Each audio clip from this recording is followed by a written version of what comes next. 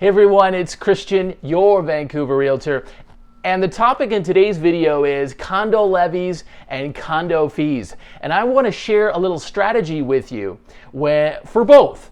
For when you're negotiating offers and when you're the owner. So let's start first with condo levies. Now, just so you know, a levy is when the owners pass a project. You know, let's say they're fixing all the windows in the whole tower and they need to raise $10 million for it. They'll put it up for a vote. The vote passes. That's called a levy, okay? Now, let's get into it. A week ago, my clients and I were in Burnaby, and we're looking at this very nice top floor unit, southwest, beautiful view over the valley. It's a pretty young building. It's only 15 years. It's concrete. And with a little bit of digging, I found that they have a big project coming up. A $3 million project to replace all the windows because they've had leaks. So they've got to take the windows out, they've got to take the window frames out, and obviously this is going to cost a lot of money. So you take $3 million, there's about 100 units in the whole tower, and you come up with $30,000 per owner. It's a lot of money. Now, let's think about this if you were a buyer. If you were a buyer, and that's what my clients in this case are, what we want to do is we want to make sure that vote goes first before we make an offer. Why? Because when it goes first, we want the owners to pass the project, because then the seller has to pay for it. And it saves my clients, right? It saves us, you, the $30,000 levy. Because this can go one of two ways. One is, of course, they pass the vote, it's a yes, and now the seller's responsible for those $30,000.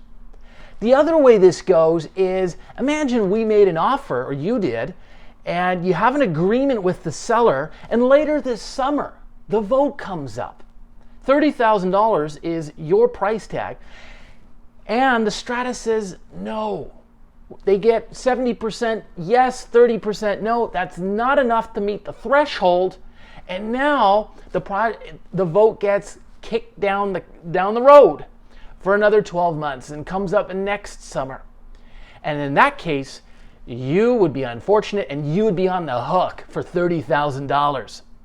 And you don't want that to happen. So a very simple strategy here is you want that vote to go ahead to get green lighted, and that's when you engage in a negotiation. That's the most preferred way. The second way is what's called a holdback option. Let's say you can't wait. You're afraid somebody else is going to grab the unit from under your nose. So in that instance, what you do is we'd make an offer with a holdback, and we'd hold back $30,000 in the seller's lawyer's trust account. And normally you can hold it back for about a year. Depends on how much the seller really wants to sell. Sometimes they won't agree to a holdback at all. But let's say they do. They've taken a job in Calgary. They gotta go. They need to buy something because mom's moving from Toronto to Calgary. And they're willing to do a 3-year holdback. Wow, fantastic. So what we're gonna do is we're gonna hold back $30,000 for 3 years. But remember, if that project, if that condo does not approve that window project within those 3 years, you'd still have to pay for it. My experience is when these things come up in at the strata meetings, they're in the strata minutes, they normally get approved and green lighted by the strata. So you're probably looking at about a 1 to 2 year window once it's in the minutes that this project gets approved, okay? So that's a little bit of strategy around condo levies in the time of an offer. If you are, let's turn the tables here, and you're the owner, what would you want to do? Well, of course you'd want to sell your unit before this becomes a prominent issue for the strata. Because what happens if you're an owner and you see that there's a special levy vote coming up 6 weeks from now, it's in the minutes, there's no way you can get away from it, and the buyer's going to want you to pay for it. Now, there are ways you can contract out of that. You have to be very clear and direct with the other side. I've been able to do it on a number of occasions, but it's not easy. Most likely, you're going to have to pay for it or hold back some money. The other thing I would suggest, and I always tell all my owner investor clients this, is that follow the minutes. Stratas will have one a month or maybe one a quarter. They'll send it right into your email. Read those minutes. It's usually a 3-pager, and it'll tell you everything you need to know. Stratas have a way of signaling to the townhouse complex, to the condo residents, that there's a project coming up. They don't want to come to you next month and ask you for $30,000 for a window project, right? They know that a lot of owners don't have that kind of cash in their bank account. So what they want to do is they want to give you that time to prepare.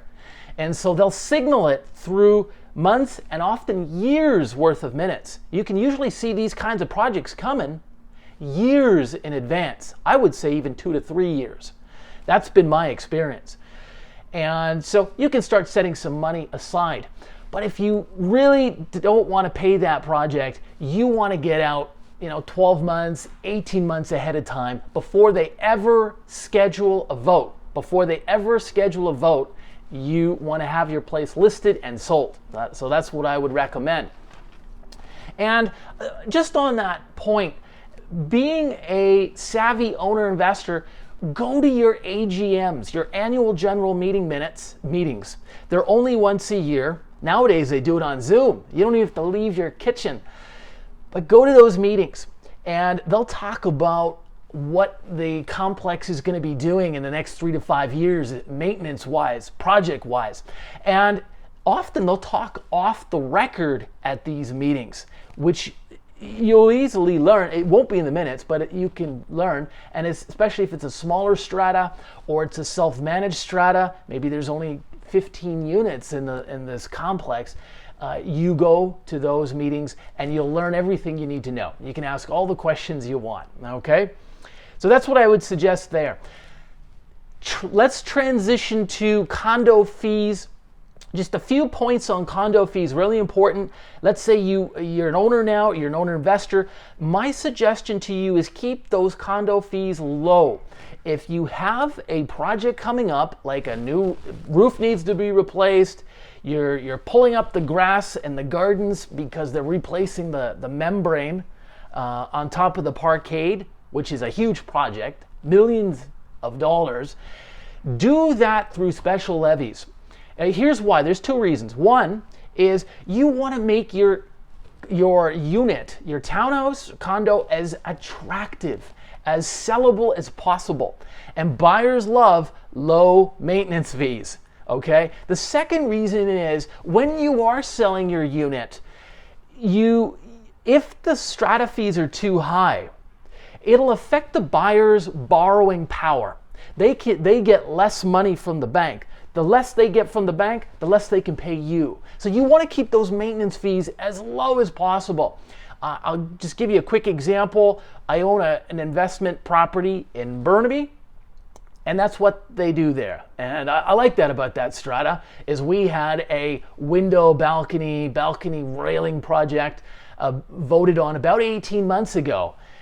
And I think pretty much the entire amount of money came from the owners passing a levy. And I like it that way because the maintenance fees are still fairly low for a big 2-bedroom, and it just makes it easier for me to sell it in the future, right?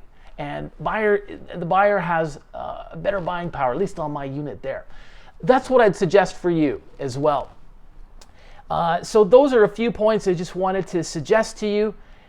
And I think what we'll do is we'll leave it there for today. If you enjoyed the content, the stories of this video, go ahead and subscribe. We love having you, and we'll see you next time.